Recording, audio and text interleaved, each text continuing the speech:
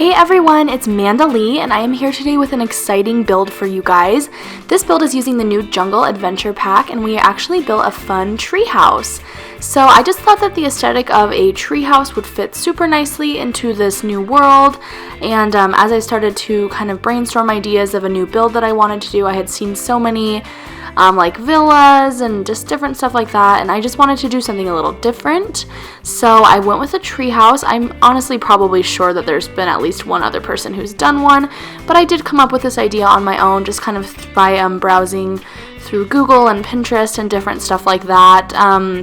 And also just because I love tree houses and I think they're really cool.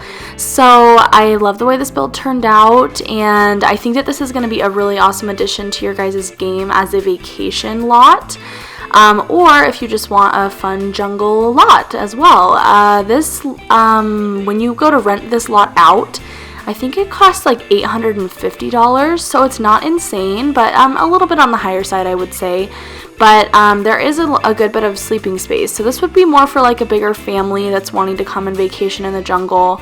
There ends up being 2 master bedrooms with queen size beds. One of them also has a toddler bed in it, and then there's also like a big room with, let me think, I think there are 4 twin size beds in that room. It's actually been about a week or so since I did this build. I've just had a few things get in the way. I actually already have done this voiceover, and then I went to go edit and upload, and the file was really low quality.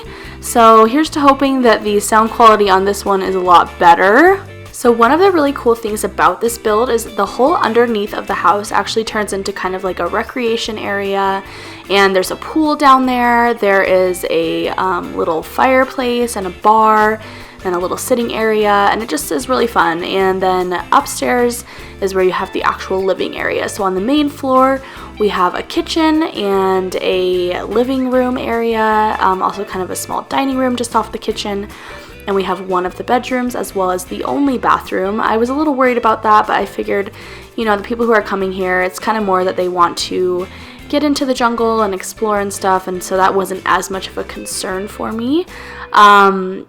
So there's one bathroom downstairs and then the one bedroom, and then upstairs you have the kids' bedroom, I guess I'll call it, the one with the 4 twin beds, and then one more of the master bedrooms. You actually do have to go outside to access the upstairs, and the whole main foyer area is kind of open to the elements because of that. I thought that was cool, just kind of a unique part about having a jungle home, I guess you could say. And it is covered with the new awning that we got from the top, so that if it rains, obviously we don't actually have seasons, but just for an element of realism. I don't think that a sim would actually want to have just this big opening that's gonna get all the rain and stuff into their house.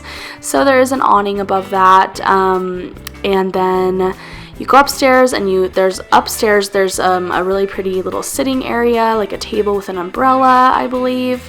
Actually, no, there's no umbrella on the table because it's the new round table that we got with this pack.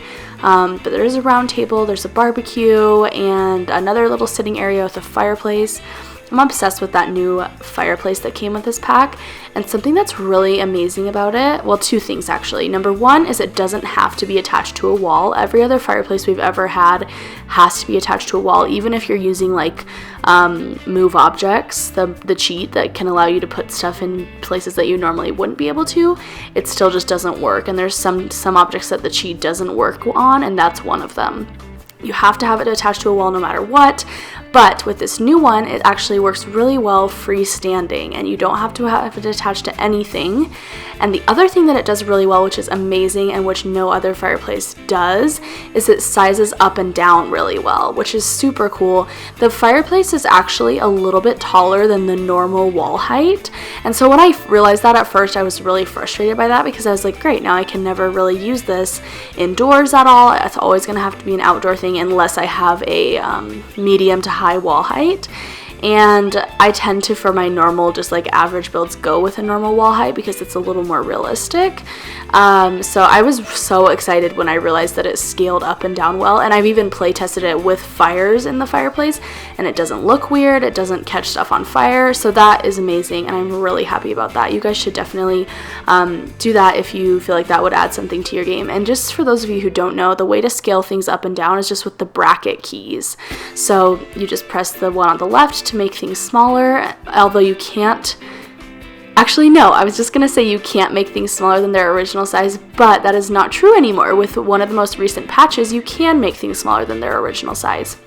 I've seen lots of cute, fun builds like toddler houses and stuff like that. And also that's an amazing feature for rugs, because a lot of the rugs in the game are just massive. So having the ability to scale those down to like a usable size in like a bathroom or a smaller kitchen area is so cool. And then obviously the up bracket key makes them get bigger. There are some things that don't, like I mentioned, don't work really well. I don't believe windows you have the ability to scale up or down. Sometimes paintings and stuff with shadows will look a little strange, but for the most part it's pretty all-encompassing, and you can pretty much scale up and down whatever you want. I used it on a lot of the trees in this build just to kind of give a little more variety, and make it look a little bit more dynamic than just having all of the trees be the same size, since I did kind of want to stick with just the Jungle Adventure pack and base game pack with this build. I actually didn't originally set out to do that. I kind of changed my mind about halfway through, probably a little less than halfway through. Probably once I was done with the exterior, I decided to go with just Jungle Adventure and the base game, and I'm happy that I did that. I love to do that for you guys because I know that that gives the ability to a lot more people to download it. I do have every stuff pack, game pack, expansion pack, so that sometimes gets prohibitive when I just build without any boundaries. I end up using a ton of different packs, and I don't really, I guess, censor myself, you could say, but that makes it so a lot less people can use the builds that I'm doing. So when I can and when I feel inspired to, it's nice to do just a base game plus one pack build for you guys. It is harder though. It's a lot harder when you have all of the packs. It's just so much more stuff you can use. So doing that was cool, but honestly with this pack it wasn't as much of a challenge as it is in some packs. This pack, they just did a really good job sticking with the aesthetic, and it has a lot of objects, lots of windows, lots of doors, and stuff like that. So I really didn't have as hard of a time as I normally do, so I was really pleased about that. I will say though, there is one object, I believe it's from Get Together, that is somewhere in this build hiding. I seriously have scoured the entire build. I've looked at every window, every column, every piece of clutter, and tried to figure out what it was, and I've yet to figure it out. So if you do go to download this build from the gallery, which will be linked in the description, you will notice that it does say that it uses the Jungle Adventure pack as well as, I believe it's Get Together, like I said. But if you download this build, you will have no issues. I know sometimes if you download a build, and you can download builds that use packs that you don't use, but those things are essentially just going to be missing, and sometimes that's a lot bigger deal. But in this one, I promise you won't even notice it. It's probably just some silly clutter object that I just for some reason can't find. So don't feel like you can't download this build if you don't have Get Together, because you definitely can. And hopefully one day I'll figure out what the object is. If you guys see it while I'm building, and because at this point I do have a lot of objects, like those columns are from Get Together. I use a few doors that aren't base game, stuff like that, but I changed that all in the end, except for one object that I still can't find. So if you guys think you know what it is, let me know in the comments, because I cannot figure it out for the life of me. It's kind of crazy. I had so much fun building with this pack, you guys, and I honestly think this is one of the favorite packs that I've ever gotten, or that we've ever gotten, I guess we could say, in The Sims 4, just because it's so unique. It really does add a lot of new things to the game. It's kind of the same way that I felt about vampires. It was just so different. Like, I just feel like we've gotten a lot of modern stuff. We've gotten a lot of boho stuff. And I just feel like this is just such a different thing for me, and I really appreciate that, just because it does really open the doors to how much we can build and where we can build and how realistic it is, and I just appreciate that so much. So kudos to the Sims team. They did a great job on this. Gameplay wise, I also really enjoy this pack. I do have a few constructive criticisms, I guess you could say, but overall, again, I love this pack. I really do. I kind of wish, when I say constructive criticisms, I won't leave you guys hanging. I'll tell you what they are.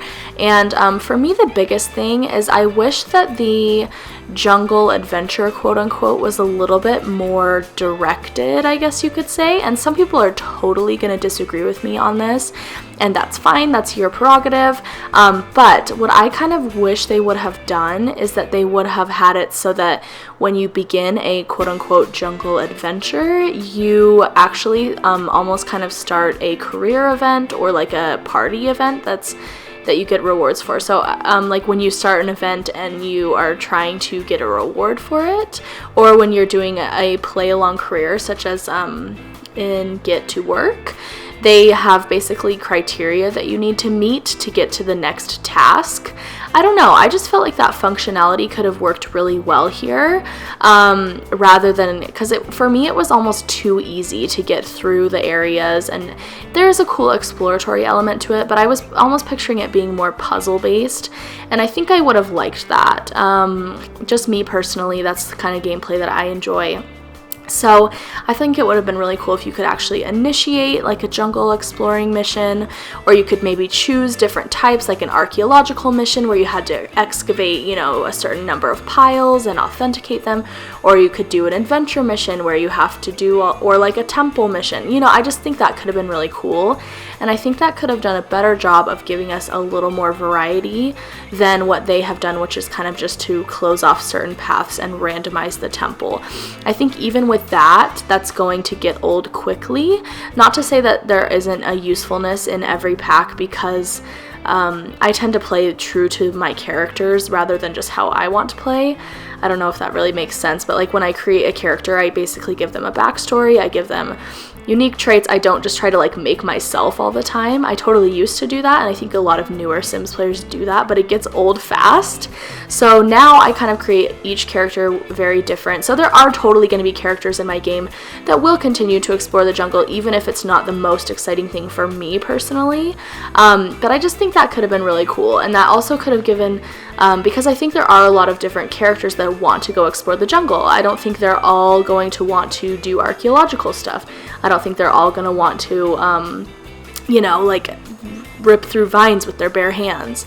So I think that could have added another element of, I guess, individuality to the process that I would have really appreciated. So, but that being said, they did do a great job. One other thing that I would have loved to have seen would have been an archaeological career. I think that would have been amazing. I think that there actually already has been a mod released for that. So kudos to whoever did that. The modding community is so amazing, and if you guys like to use mods, then I would definitely look into that one. I personally am not a big mod user. I just like to kind of keep my game a little cleaner, and just aesthetically I like it to all look really the same, and I don't know, it's just a personal preference for sure. So if you love mods, I have no issue with that. It's just something that I personally don't do a lot of. But that archaeological career mod sounds like it would be really fun to play around with. So if any of you guys want to look into that, maybe I'll find it and link it in the description, because it is a career. It's an archaeologist isn't something that people just decide they're going to do as a hobby. It's like something that you get a lot of training for and different stuff like that. So I think that a playable career would have been a really cool way to do that. Just personally, that's kind of what I think. I also wish that Selva Dorado was livable. I wish that it was maybe slightly bigger, and that we could have Sims live in it, even if we just had like 2 or 3 more lots. Because you know, while there are like touristy places like this, there's also people that live in these touristy type places, and I think that would have been really cool as well. So I myself never personally played The Sims 3 World Adventure, and I know that that's a comparison that a lot of people are drawing as well. Basically just that World Adventure, you had 3 worlds you could go to, I think, and people just felt it was a lot more comprehensive. I don't know for a fact, and I don't know if World Adventure was more in the expansion pack tier. If so, I really get that, and I understand that this is just going to be a little smaller just because of what it is. But I do agree with that in a way, and I think that it was interesting that the first pack they ever gave us was a vacation pack, and then we haven't seen one for like 2 years since then, and this is the first one that we're getting since then. When they came out with Outdoor Retreat, I was sure that they were going to be adding a lot more vacation worlds soon after that, because it just seemed like an interesting choice to make this entire new functionality basically of going on vacations and then to not utilize that. So that did disappoint me a little bit, and I wish we would have seen more vacation worlds from the get-go, or that we would have seen more in this pack. And honestly, I would have been okay if they had released this as an expansion pack. I think that this would have been an appropriate expansion pack if they had included maybe 2 more worlds. And I think it would be so fun to have like almost a European type city vacation world, and maybe to have like a beach vacation world and then this vacation world. I think that would have really rounded it out for me. I think I would have really appreciated it, even if we had gotten less build buy objects for each of them, because obviously when you're doing so much different aesthetics, it would probably be difficult to have this much build buy objects.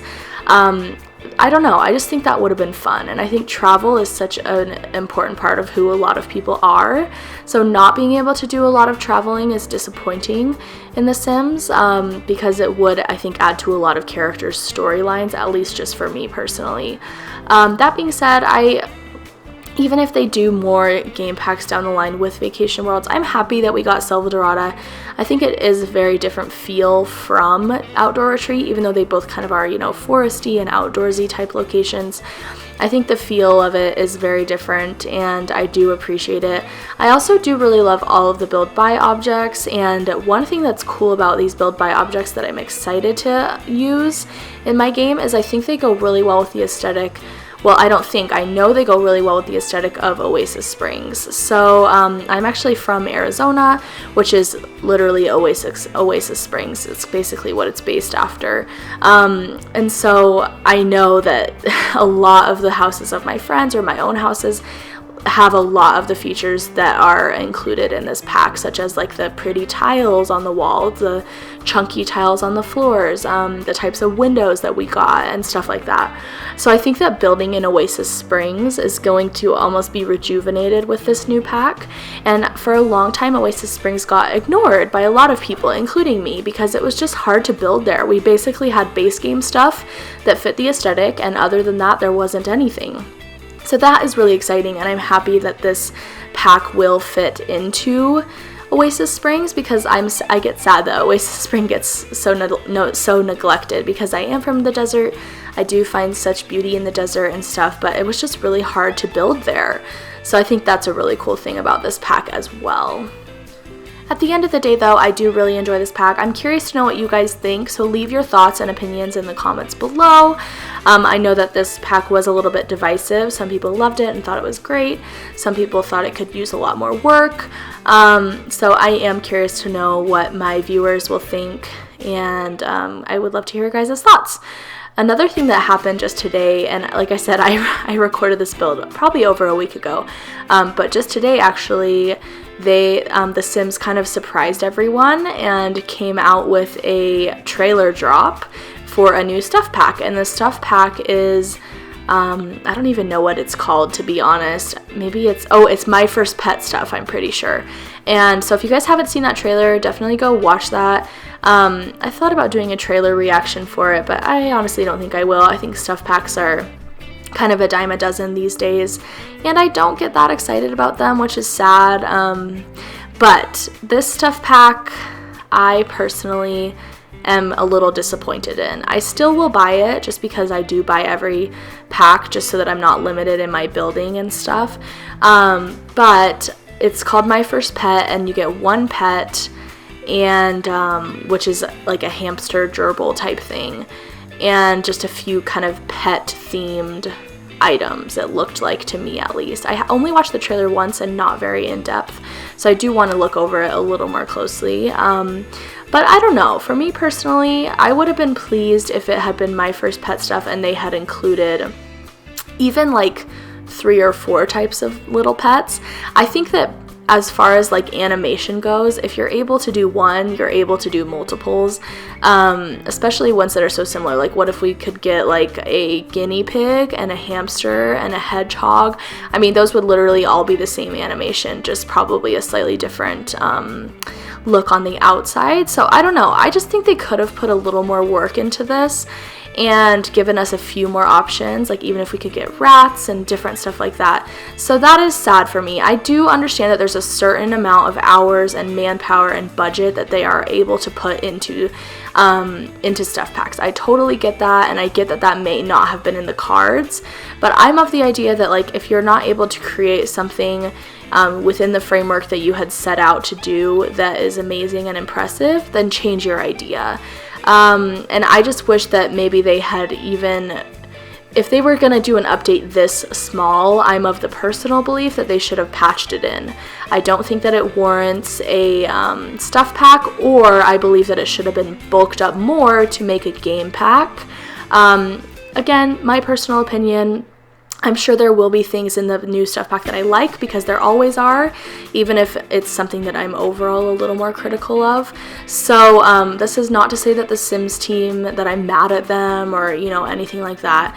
And I do totally get that they come from certain restraints that are given to them by, I guess, a higher power than themselves. Speaking from kind of the more business side of EA, I understand that. So I am not mad at the Sims team. I don't think that they're trying to money grub or anything like that. But it will be interesting. I'm open to it, but I am a little skeptical, I guess you could say, overall about this pack. Again, though, I am interested to see what you guys think about it. Because this pack has been very divisive again, where I've seen a lot of people excited about it, and I think probably more people that are disappointed in the Sims team over this. So let me know what you guys think personally. Let me know if you're going to be getting this pack or not, because I honestly don't see this pack selling very well, especially because of the fact that it relies on another stuff pack to be able to get it, or an expansion pack, excuse me.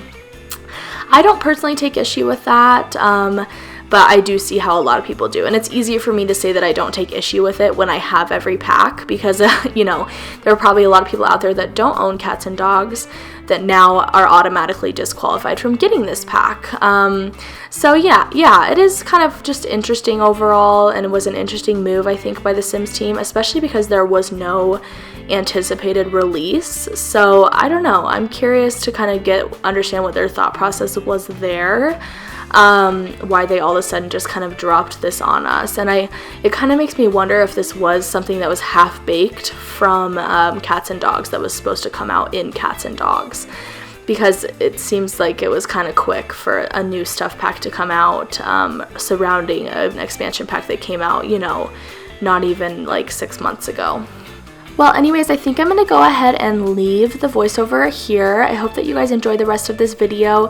If you do, make sure to like the video and subscribe to my channel. I actually have an exciting giveaway coming up, so watch out for that. It's going to be really fun.